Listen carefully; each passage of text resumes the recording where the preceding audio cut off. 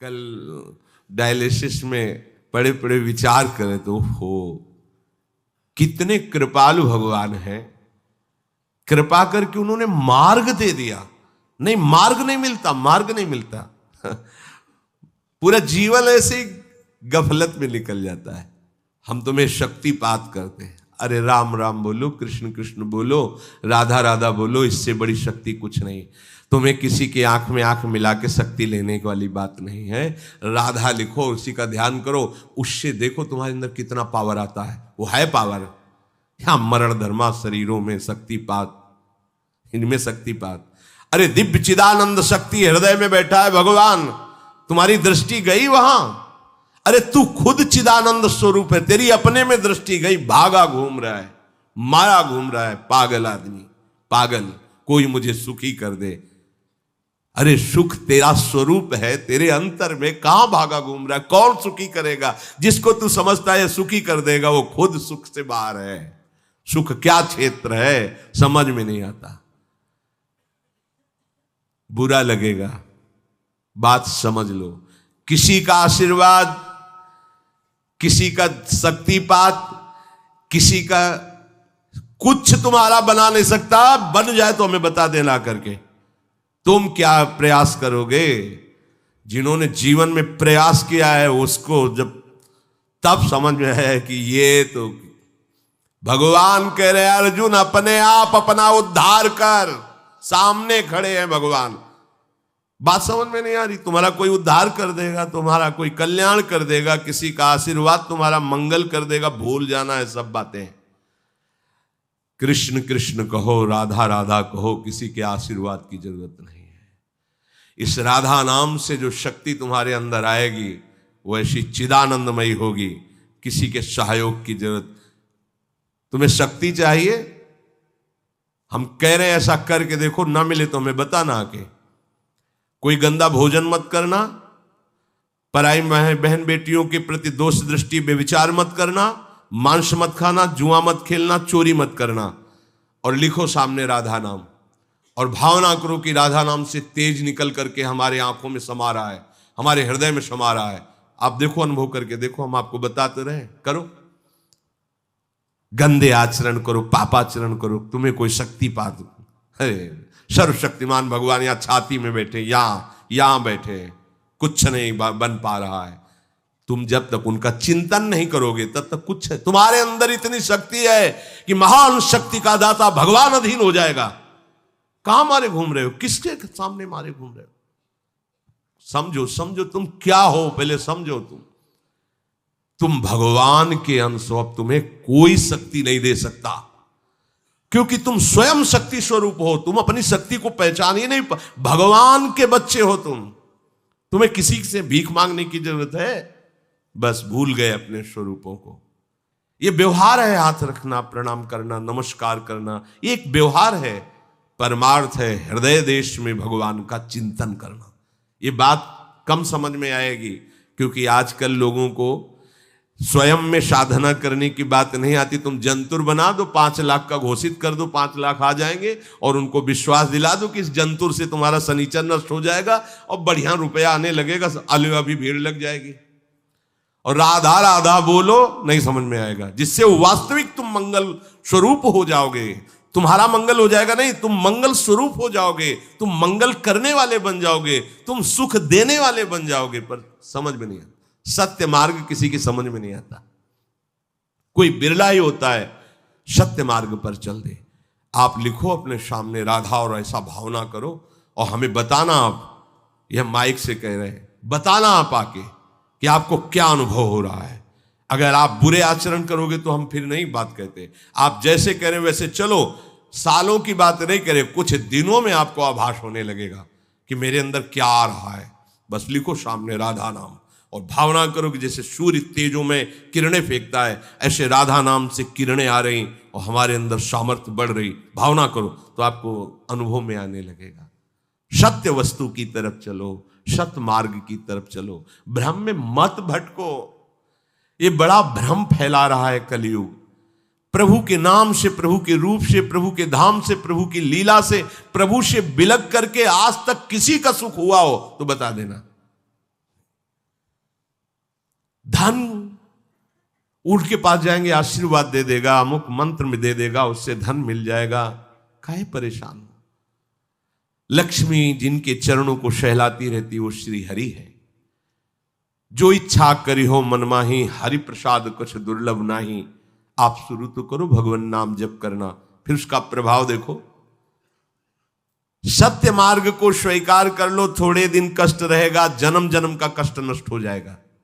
असत्य मार्ग में चलोगे, माना थोड़े दिन तुम्हें सुख रहेगा, पर जन्म जन्म का दुख तुम मोल ले लोगे। एकमात्र श्री हरि के सिवा कोई तुम्हें सुखी नहीं कर सकता। भ्रम में मत रहना, बात मान लो, हाथ जोड़ के प्रार्थना करते हैं। कोई सुखी नहीं कर सकता, किसी का आशीर्वाद सुखी नहीं कर सकता। देखो हम तुम्हें उदाहरण बताते हैं। शास्त्राबाहु अर्जुन बहुत बलवान, 1000 भुजाएं, 2 भुजा वाले उनको तो चैन नहीं पड़ती। जिसके 1000 भुजा हो वो बहुत बलशाली, ऐश्वर्यशाली। उसने भगवान दत्तात्रेय जी अवधूत शिरोमणि की आराधना की। भगवान दत्तात्रेय जी की कृपा से उसको जवानी, अच्छोड़ बुढ़ापा आएगा। जब जो चिंतन करे वो भोग सामग्री उपस्थित, 88,000 वर्ष जवान रह करके भोग भोगा, सब ऐश्वर्य वैभव सब। हरि भक्ति नहीं स्वीकार की। अवधूत शिरोमणि भगवान के अवतार श्री दत्तात्रेय जी महाराज अनुसुईया जी के सतीत्व के बल से प्रकट हुए भगवान के अवतार हैं दत्तात्रेय जी।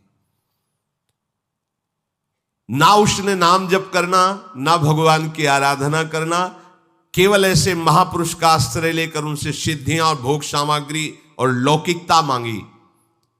उस लौकिकता का घमंड ऐसा बढ़ा कि ऐसा महत अपराध कर दिया जो कभी नहीं करना चाहिए। ध्यानस्थ बैठे हुए जमदग्नि जी और उनके साथ अभद्र व्यवहार करके गला उतार लिया। इतना बड़ा ये अपराध है, इसी अपराध का दंड पूरे विश्व को भोगना पड़ा। 21 बार फरसे से काट काट करके पूरे भूमंडल के जो आसुरी स्वभाव के राजा छत्र थे, कुंड के कुंड खून के भर दिए भगवान परशुराम जी ने। है वंश का विनाश कर दिया।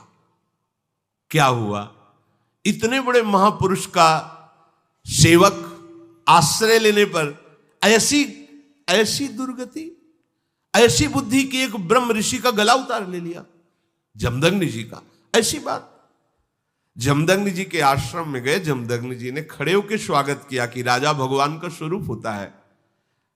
अब अपनी सेना के साथ थे तो गाय, दिव्य गाय थी, कामधेनु स्वरूपा। बस आदेश कर दिया कि स्वागत किया जाए।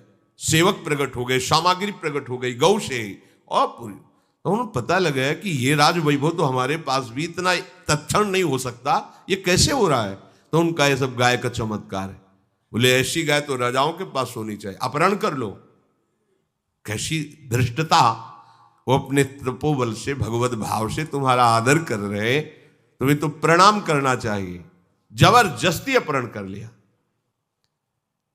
इतना द्वेष बढ़ गया कि गर्दन उतार दी जमदग्नि जी की। परिणाम में क्या हुआ? हम ये समझा रहे कि किसी का आशीर्वाद तुम्हारा मंगल नहीं कर सकता। और साधु महात्मा तो भगवान का आश्रय लेकर, संत महात्मा ये तो भगवान के अवतार है दत्तात्रेय जी। इनका संग, इनकी सेवकाई और इनकी कृपा पर क्या हुआ? क्या परिणाम क्या हुआ? ऐसा वैभव, ऐसा ऐश्वर्य। एक दिन नर्मदा में खेल रहा था शास्त्राबाहु अर्जुन, ऐसे भुजाएं उल्टा नर्मदा दिग्विजय करने के लिए दशानन रावण शिविर लगा था, डूबने लगा। बोले ऐसे उल्टा बाढ़ कैसे आ गई? बोले वो शास्त्राबाहु अर्जुन स्त्रियों के साथ जल केली कर रहा है, ऐसे कर दिया तो पूरी धारा बंद हो गई। कैसा है शास्त्राबाहु अर्जुन? रावण भी चलत दशानन डोलत। और सामने गए तो जैसे कोई खिलौने को पकड़ ले, ऐसे पकड़ लिया, रावण को घुड़साल में जाके बंदी बना के डाल दिया। दिग्विजय करने पुलस्त्य ऋषि आए, प्रार्थना की, तब शास्त्राबाहु अर्जुन ने उसे छोड़। इतना बलशाली। परिणाम क्या हुआ? अगर आप लोगों को लगता है किसी के हाथ रखने से, किसी के आशीर्वाद से कुछ काम बन जाता है, भूल मत करना। राधा राधा राधा राधा सब बात बन जाएगी, संशय मत करना। भजन ना करने पर संत महापुरुषों की कृपा भी होगी तो उसका परिणाम क्या होता है देख लो ना आप।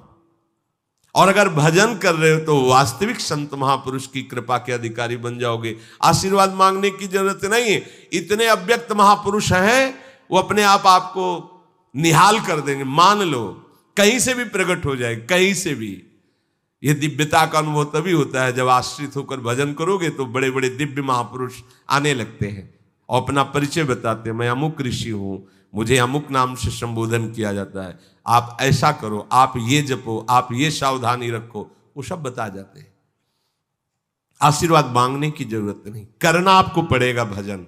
भजन से ही बात बनेगी। मेरी प्रार्थना मान लो, ये भागना दौड़ना बंद करो कि कोई आपको दुख से निवृत्ति दिला देगा। किसी की भी ताकत नहीं दुख से निवृत्ति तुम्हें दिला सके। एकमात्र गरज कर कहते हैं कि भगवान नाम में ताकत है, भागने की जरूरत नहीं, सदा सदा के लिए दुख का नाश हो जाएगा। करो, जब करो। जब ऐसी बात करो तो फिर प्रश्न आते हैं कि भजन में मन नहीं लगता और सेवा में रुचि नहीं है तो नरक की तैयारी कर लो भैया। सीधी बात है, मुंह चुपरी बात नहीं। भजन नहीं करोगे, भगवत सेवा नहीं करोगे, मनमानी आचरण करोगे तो उसके लिए फिर व्यवस्था अलग, दंड विधान है। आपको भजन करना पड़ेगा, आपको सुधरना पड़ेगा। कोई नहीं सुधार सकता।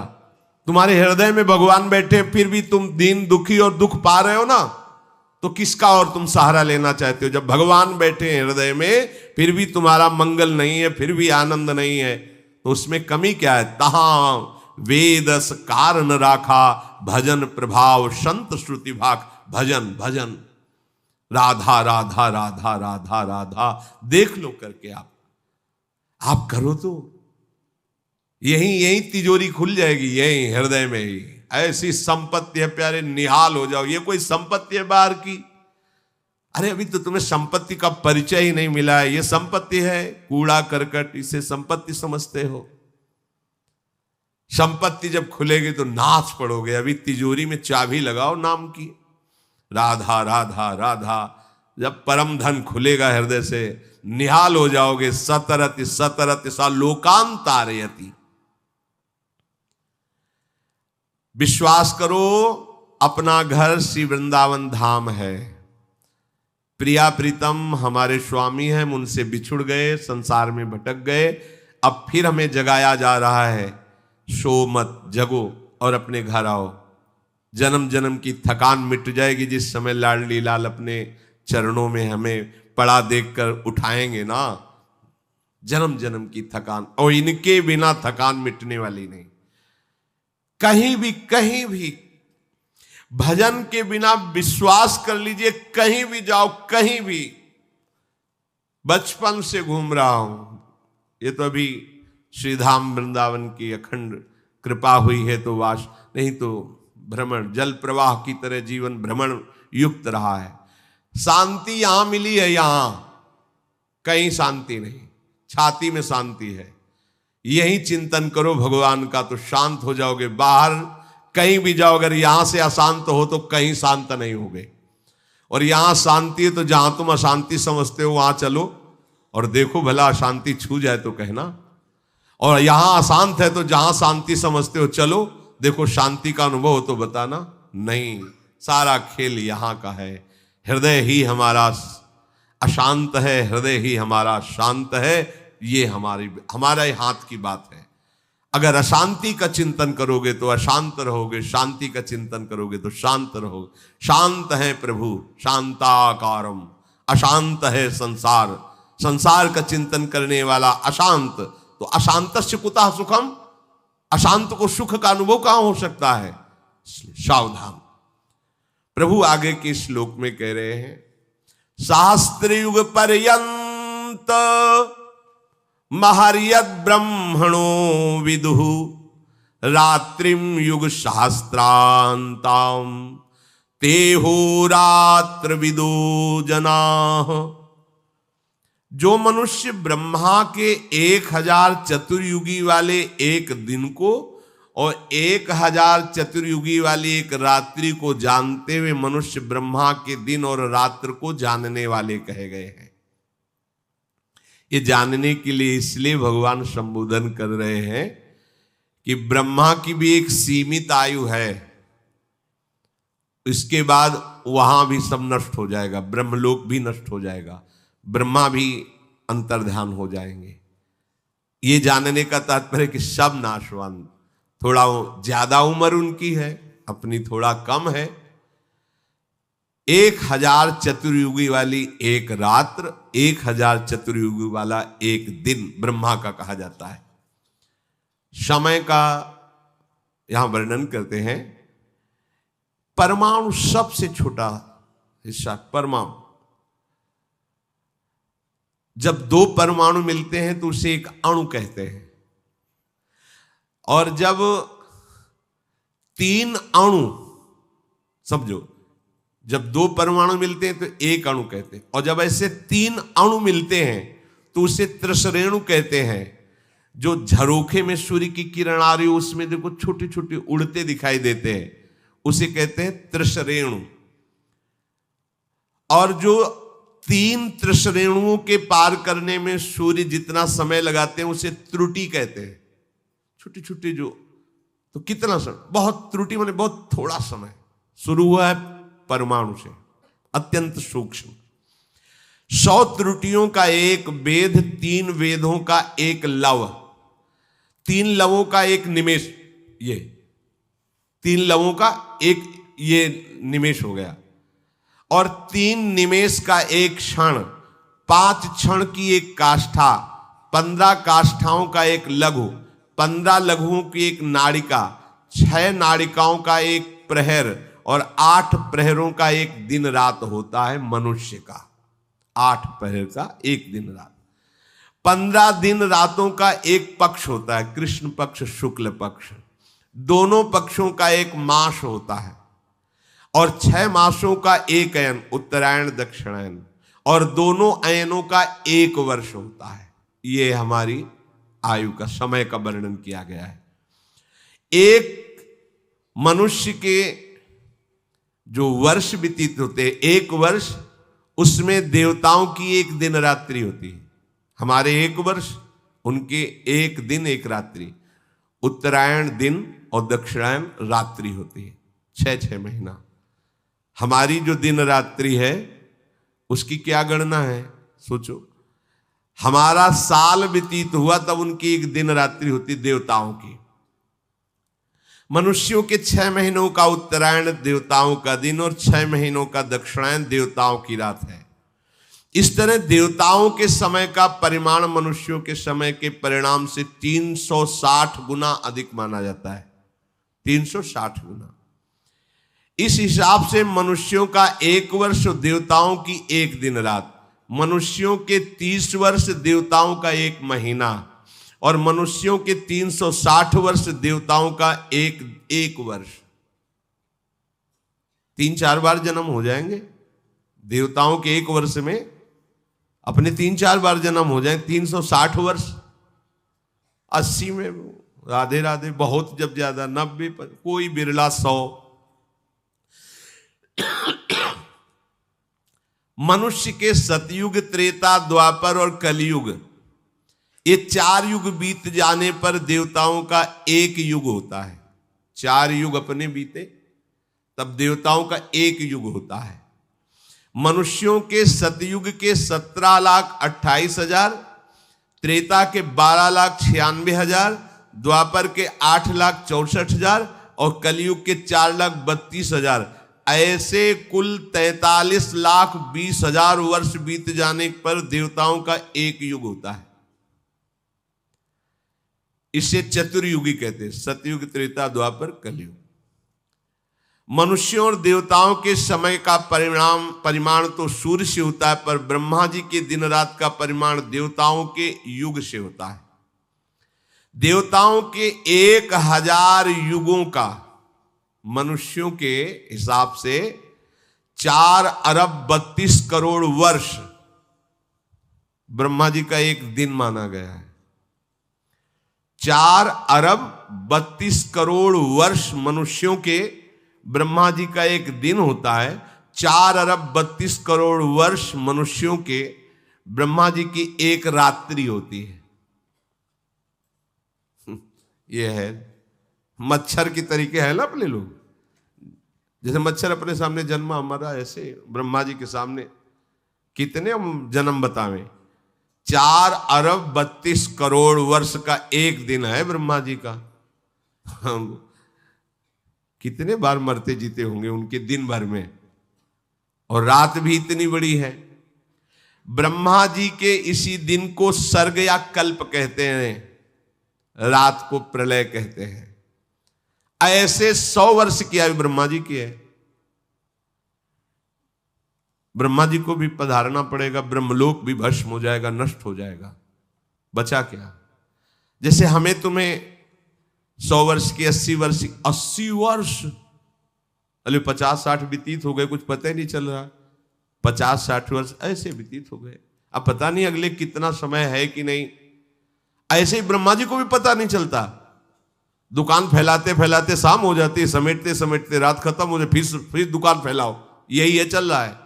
ब्रह्मा जी का काम कैसा है, जैसे एक दुकानदार पूरी दुकान फैला दी, अब फैलाते फैलाते समय लगा, कुछ समय क्रय विक्रय, फिर समेटना शुरू कर दिया, शाम आ गई, फिर समेट लिया, ऐसे रोज करते रहते हैं। पर उनका रोज 4 अरब 32 करोड़ वर्ष का एक दिन है।